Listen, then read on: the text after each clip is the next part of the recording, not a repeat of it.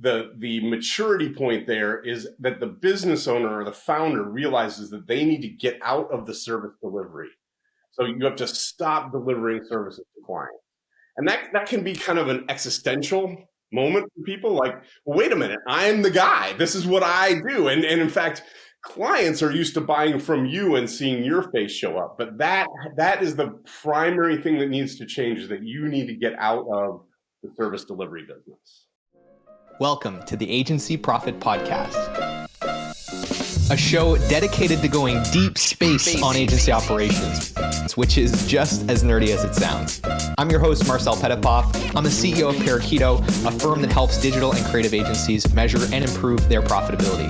Join me as I interview some of the smartest thought leaders and agency owners in our space and go deep into operations, metrics, and all the other things you need to get right so you can spend less time worrying about operations and more time executing on your vision. Hello, everyone, and welcome back to the Agency Profit Podcast. I am joined today by an expert coach and mentor to agencies. He's been helping agencies for over 20 years scale through that pesky $1 million gross ceiling, which we're going to spend a lot of time talking about today and dissecting, and get into that $3 to $5 million range where they can really thrive and become profitable. He runs a firm called Anchor Advisors, and he's here today to break down that first and most important gross ceiling that so many agencies run into, the $1 million gross ceiling. So with that, Brad Farris, thank you so much for joining us today. Oh, thanks for having me, Marcel.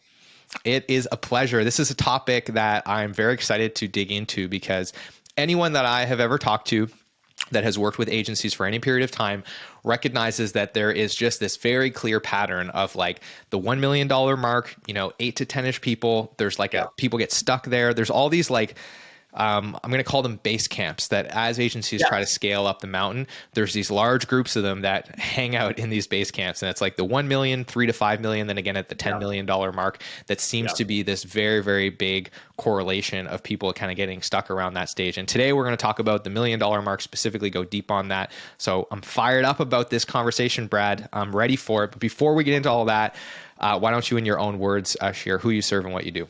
Sure.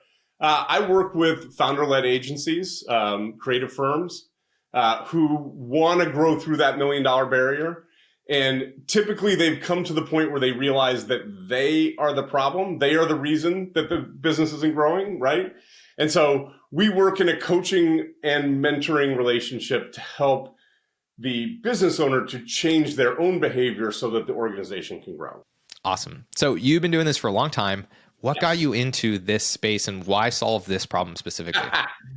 That's a great story. I came out of a manufacturing background where I was buying founder-led businesses for a billionaire family, because the problem with billionaires is their kids think they should make more money than their parents, but they haven't done anything to add anything to the pie. And so we were buying businesses that we thought would grow to be able to put gas in the jets and, feed the horses and all that kind of stuff. And after doing that for about 10 years, we came to a point where the market really sucked. In 2000, the M&A market was super frothy. There was nothing to buy.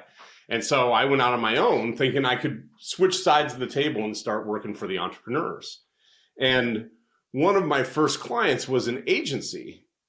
And coming from manufacturing, when I saw the agency business, I was like, wait a minute, I just have a desk, a computer, and a phone, and I put someone in there and that person makes money? Like, there's no inventory, there's no CapEx, there's no, this is like business on easy mode. And so I just wanted more of that. Like, this looks really fun.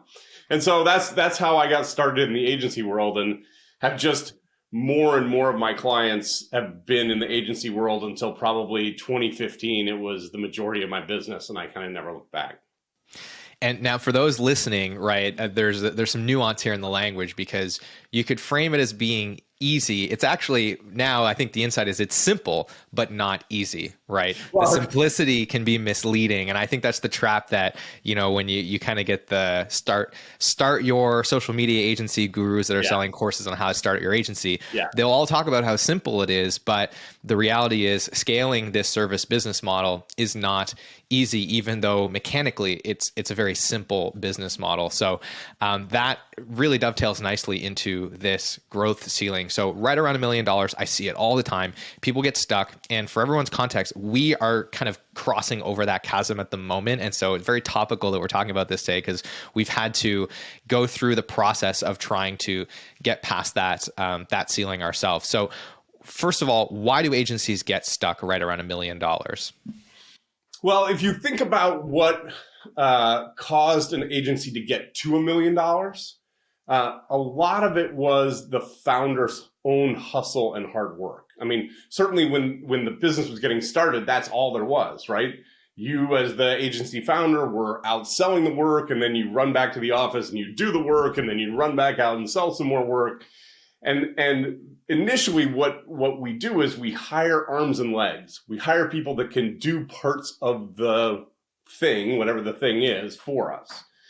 But so we create sort of a hub and spoke system where we have team members around us, but we're smack dab in the middle. And so what we grow is a bottleneck. We grow ourselves as being the thing that controls or limits the growth of the business.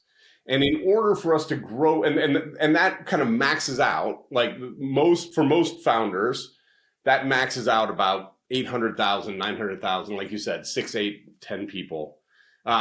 When you have co-founders, partners, sometimes you can get to 1.2 million or 1.5 million, but the same thing tends to happen around that. You can stretch it a little bit further, but it still gets stuck. Yeah. Yeah. And so what is the key then to really getting the right infrastructure in place to be able to go past that $1 million mark and then accelerate to, and this is the other funny thing that I've noticed, right, is the growth in between these plateaus tends to be very quick. Yes. I don't think that's by accident, right? So right. What is the infrastructure that allows somebody to then go to that next stage? So I hinted early on that you are the problem, right? You're the bottleneck, but it's not just that you're the bottleneck. It's that you're thinking about your role, your job in the organization is to, dish out all this stuff and keep all the plates in the air. And you just can't do that at some point, right? So the maturity point there is that the business owner or the founder realizes that they need to get out of the service delivery. So you have to stop delivering services to clients. And that can be kind of an existential moment for people, like, well, wait a minute, I'm the guy. This is what I do. And in fact, clients are used to buying from you and seeing your face show up. But that is the primary thing that needs to change, is that you need to get out of the service delivery business. Yeah. And, I think there's an important psychological aspect to this. I call it like the founder-led sales handbrake, where there is a very challenging psychological, and you're not always aware of it, but like I sell a lot worse when we're busy, because there's a part of me that does not want to make that sale, exactly right, like when I'm still involved in the work, right? So at times when, somebody's on vacation or I'm getting pulled back in, or at the time, which was actually fairly recently, that I was still very much involved in client work. When we started to get really full and a client was pushing to kind of start earlier, like there's this anxiety, and it does have an impact on your ability to sell. And that handbrake is very sinister. And I think that's the reason that you see people's kind of revenue look like a bit of a roller coaster when the founder is still has that handbrake tied into the business. And so breaking that, I agree, is like really, really a critical thing. Anything else that you need to make sure you do at this stage, or is that basically the big lever, is disconnect yourself from client delivery? So when you disconnect yourself from client delivery, the temptation is, I just need to find someone who is just like me, right? Because I'm the only one that can do this job, so I need to find a perfect match for me to do the job that I was doing. You're not going to find that person, right? If that person existed, they would be running their own agency. So as you're moving out of the client delivery or the service delivery, you really need to start thinking about breaking that job down into what are the things that other people can do, and particularly separating out the sales role, the management, the working on the business role, and the working in the business role. And if you can get those separated, you can hire for that working in the business role. There are a lot of people out there who can do that work. But if you don't untangle those things, you're looking for Superman. And Superman is hard to find and really expensive. Yes, this is a really, really important insight. And this is something that we talk a lot about on the show. And we were able to do it ourselves. And I can't imagine how much, like, this is hard, right? This has been hard, Yes. but it would have been so much harder had we not done this. But one of the things I like to tell people who are early on, solo founders and are just kind of starting to grow, is like, even if you're still doing all the work, track your time in terms of the hats that you wear, right? Yeah. Maybe there's 3 or 4 primary ones. So when it comes time to start buying back your time, you have some clarity on like, oh, okay, the first thing I should do is buy back the project management time. Yeah. And you know how much it's going to cost, you know how much time it's going to take. And to your point, trying to find these multi-skilled people, it makes it very hard to scale because you're looking for a needle in a haystack. You're looking for unicorns. It's fleeting.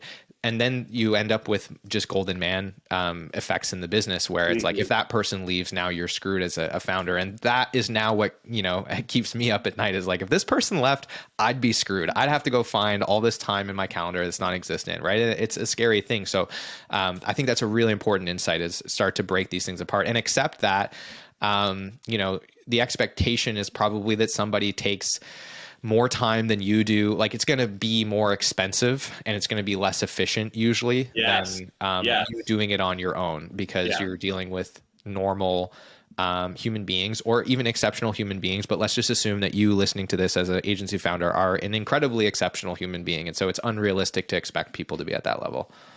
And that's one of the reasons why around this level, people tend to make significant price increases. Like I'm talking about for the same level of work, you double your fees because you need to have that margin in there to be able to hire those people and tolerate the fact that they're not going to be as efficient at it as you are. And so, a lot of people challenge me like, how can I double my fees, Brad? Well, you're offering a much different solution to your clients than you did before. You've reduced a lot of the risks that they're taking. You're getting better at what you're doing. And actually, this person that you're hiring is delivering a better level of service. That's part of why it takes them longer because they're actually paying more attention to what's going on there. And so you can charge more, like I said, significantly more in order to make room for those other people. Hey, it's Marcel here, and I hope you're enjoying the episode so far. If you are, then I want to encourage you to check out the Agency Profitability Toolkit. It's a free set of resources that we've put together to help agency owners just like you improve their profitability. It's full of free checklists, templates, and training videos, and has helped thousands of agencies get better at measuring the essentials of their business. So if you want to grab a free copy of that, you can head to parakeeto.com/toolkit or look for a link wherever you're watching or listening to this. With that, I want to thank you again for tuning in, and I'll let you get back to the episode. Yeah.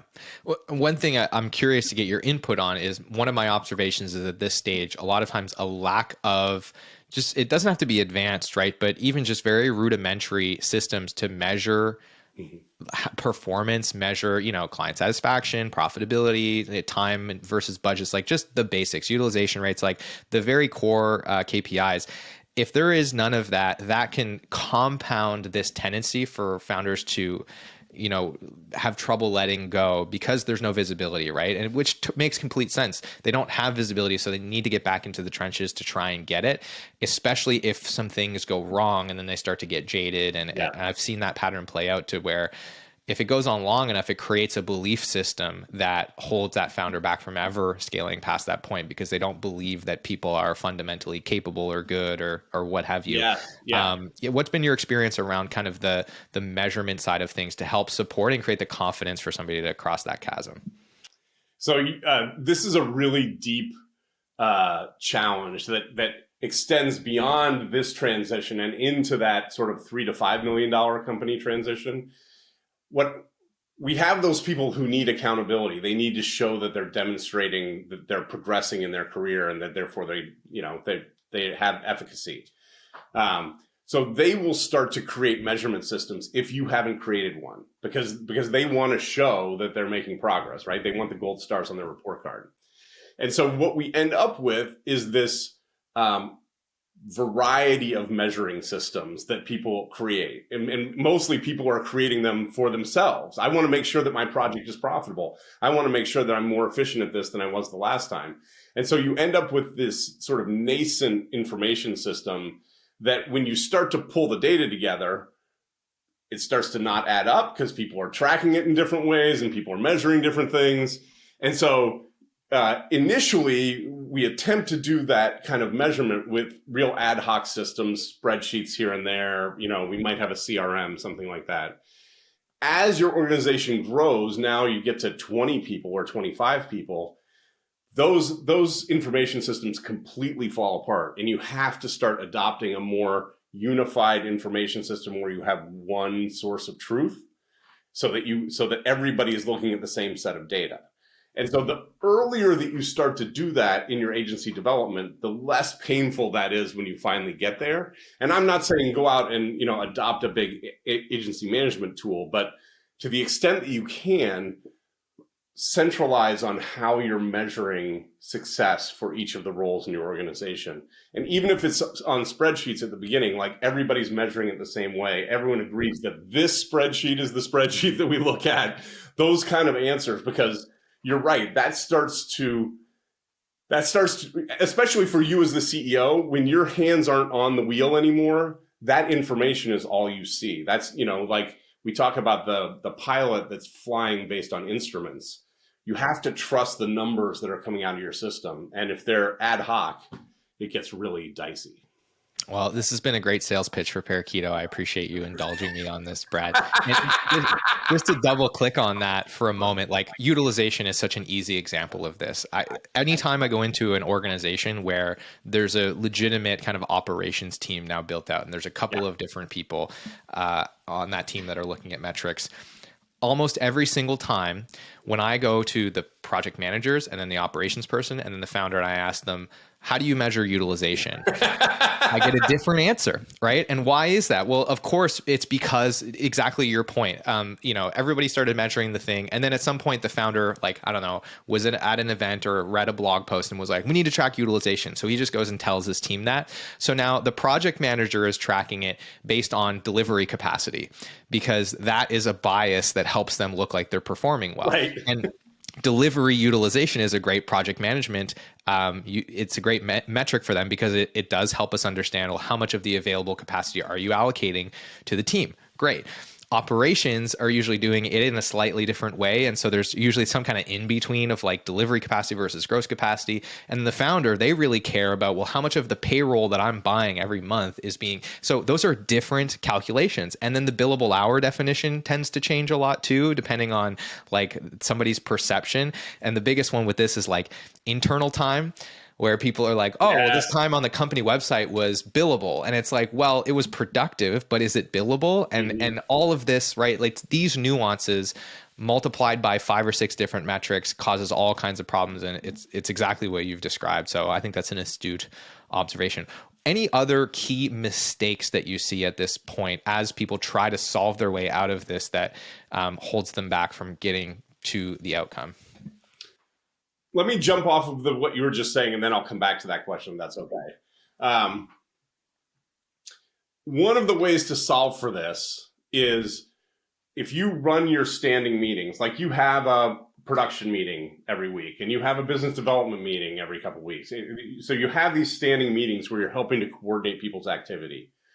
Run that meeting out of the system. So if you have Parakeeto, you pull up the list of projects and you're walking through the projects in the production meeting so that you're focusing everyone that this is the one source of truth. And if someone comes to you and says, oh yeah, but I just didn't update that. You say, well, this is what I'm looking at. This is what's true. If you haven't updated it, I don't know what to do about you because this is what's true. And the more you focus your attention on one system, the more everyone else will put their information in there because that's how they get their gold stars, right? So if you as the business owner have a big hand in pushing that in a particular direction.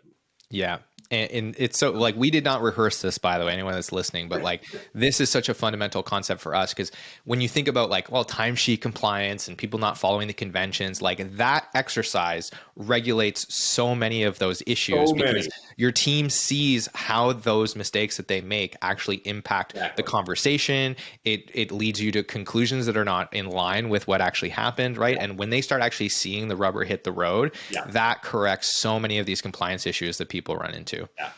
Yeah. As soon as you pull up a project profitability report and someone's like, "Oh, but that time wasn't all used there," you're like, Yes, it was. That's where it is in the system. This is what it is, right?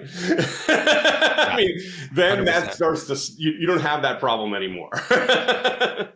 All right, we've talked about a lot of stuff. We've really gone deep into this $1 million ceiling. So to summarize, agency gets stuck here for all kinds of reasons, but a lot of it is essentially the founder being a bottleneck. Yep. In order to get out of that bottleneck, it's about understanding a new management paradigm shift in terms of going from being the person that controls everything to now empowering, creating accountability among other team members. It's about ideally reducing the complexity of the business such that these systems can be delegated to other people that do not have the incredible range of context and judgment that you have as a founder. Yep. And then it's about protecting the business from indigestion, which means having the right margins, having the right scope, having the right processes, and actually ingesting business that is in line with the operating model that you've set up. Anything else we should be keeping in mind before we move on to the next set of problems you will unlock, which is the wonderful thing about business. You get better problems next. So we'll talk about those, but anything else that gets us to unlock that next round of problems at the 3 to 5 million mark. So one of the things that's implicit that we didn't talk about here is that you're going to hire a lot of people.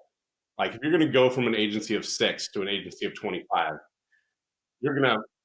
it's not just that you have 20 more people. You've probably hired 50 more people to end up at 20 more people, right? And you're terrible at hiring. I'm just going to say that right now. The chances are you're not very good at this. And it's a skill that you can learn, but it's also a skill that you can buy. And so find someone who can help you to do that recruiting, because having that empty seat, like you just mentioned, if you hire someone for service delivery and they leave or they're the wrong person, now you have to do that job plus the job that you've created for yourself. It's super painful. And so find someone to help you to do the recruiting, probably on a contract basis. Certainly by the time you're 50, you've got a full-time person, but maybe at 25, you might even have a full-time person. But somewhere along the way there, you need to find someone to help you do that hiring. That is a big insight. It's a thing you don't really think about, but it's like, yeah, you probably have hired 50 people to get to the 20 that actually stick around. And man, if you've done it once, it's a time-consuming process. Super time-consuming, yes. And it's a big investment, and definitely a thing you're going to want to get good at. I love it. So with that in mind, what are some of the things we should be now thinking about? We've gotten through the $1 million mark. All that stuff is in place. We're flying, and it's a quick path to $2, $3, $4, $5 million, and then bonk, we're going to hit another wall. What are some of the things we should be thinking ahead of in terms of the challenges we'll face at that next stage? So just to give you some context, only 4% of American businesses are greater than $1 million. So to make it to $1 million, you're already in rare air. You're in the NCAA in a sports context. To get to $5 million, now you're at 0.4%. So only 1 in 10 businesses that makes it to $1 million is going to make it to $5 million. And there's a lot of reasons for that. Sometimes it's okay to just be 2 million. Like maybe the business is fine and you're making all the money you want and it's okay. So I want to put that kind of on bookends there. But if you want to grow past that $5 million place, now the transition at $1 million was going from being an individual contributor to being a leader. At 5 million, you're being a leader of leaders now. There's another layer of management that gets involved there. To do that, you have to professionalize your sales process. At $1 million, I want the business owner to stay involved in sales. You're still going to be the best salesperson. At 5 million, you can't be involved in that either. Only the biggest deals are for you. You have to be spending a lot more time outside your agency than you do inside your agency. You're looking for what are the trends? What are the problems my clients are having? Where is this industry going?